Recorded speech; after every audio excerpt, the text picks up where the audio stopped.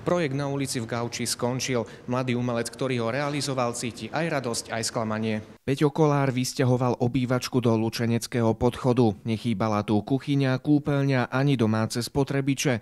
Peťo tu jedol, pil, pracoval aj spal. Celkovo som tu bol 7 dní.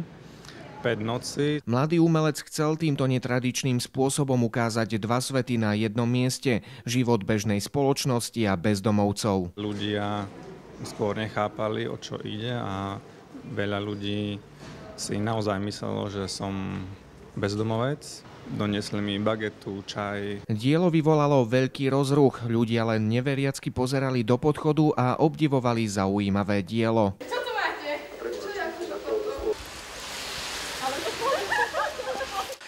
Dobre, paráda.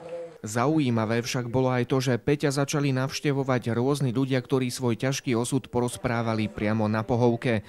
Niekedy aj o 2:30 ráno. Problémy typu bývania, gamblerstvo, fetovanie. Ja som mal bývanie. A už nemáš? Ja nemám.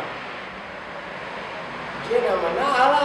To, čo však šokovalo tak verejnosť ako aj Peťa, je fakt, že hneď prvý deň mu ukradli televízor, i keď spal tesne pri ňom. Neskôr zmizli aj drahé bezpečnostné dvere.